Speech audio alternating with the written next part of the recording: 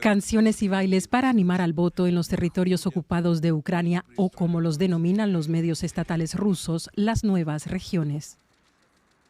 La cobertura forma parte de la puesta en escena de las presidenciales. Presentadores y funcionarios afirman que los ciudadanos recién incorporados a Rusia están agradecidos por poder votar. Nuestra gente llegó a la localidad liberada de Avdiivka y habló con los lugareños. Les preguntaron por sus necesidades y respondieron, en primer lugar, pan, hay escasez de pan. En segundo lugar, darnos la oportunidad de votar. Ante las cámaras aseguran que votar nunca fue tan fácil, ni siquiera hay que ir a un colegio electoral. Los miembros de las comisiones electorales van de edificio en edificio con urnas, están alegres y cantan canciones en voz alta. La gente lo oye, sale y se une a las colas para votar. Antes del inicio oficial de las elecciones el viernes, la mayoría de habitantes de las regiones ocupadas de Jersón y Donetsk ya habían votado.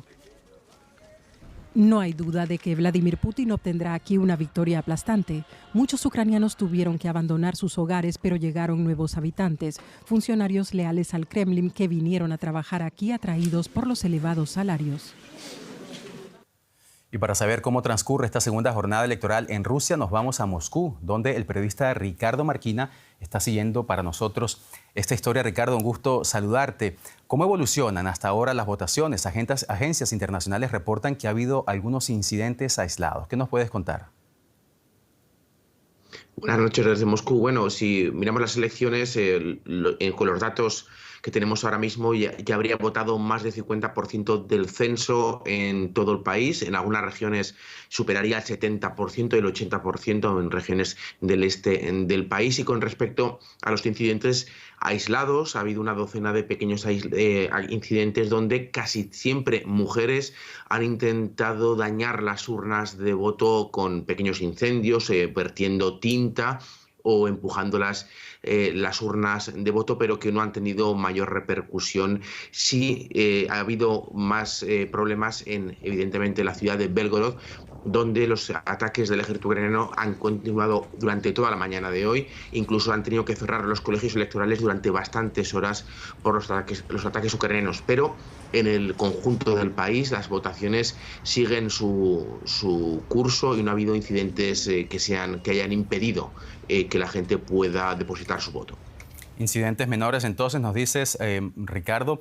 Uno de los focos de estos comicios está puesto en las regiones ocupadas de Ucrania. ¿Cuánto apoyo tiene realmente Putin en esos lugares?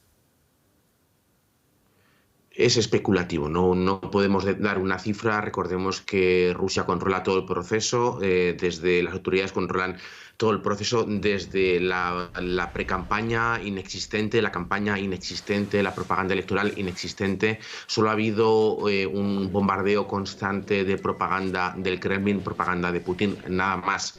Y aparte, evidentemente, son las autoridades del Kremlin las que nos dan los datos de votación y participación. Es imposible saber cuál es el apoyo real, ponerle cifras, solo podemos especular. Evidentemente hay una parte, tanto en las regiones ocupadas por Rusia como en el resto del país, hay una parte del país que está a favor de la guerra y una parte del país que está en contra de la guerra.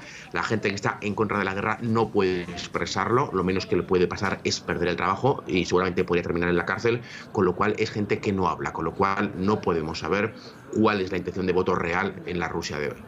Nos lo dices tú, Ricardo, entonces es un proceso controlado por el gobierno ruso. En ese escenario, entonces, ¿hay alguna posibilidad de que quienes se oponen a Putin puedan ser oídos durante esta elección? Evidentemente, muy pocas. Para mañana los seguidores del fallecido opositor Alexei Navalny se han citado todos a votar a las 12 en los diferentes colegios, los más de 2.000 colegios electorales que hay en Moscú. La idea es que se generen grandes colas que muestren que son miles de personas las que no están de acuerdo con la guerra. Su plan es votar a los 3 candidatos que no son Putin. Eso será evidentemente un voto nulo, ya que votarán a 3 candidatos. La idea es votar por no Putin. ¿Qué alcance va a tener? Esto lo sabremos solo mañana, pero estaremos tan atentos nosotros como la policía. justicia. Evidentemente, si hay algún tipo de manifestación que sea realmente relevante, las fuerzas represivas del país tomarán acciones.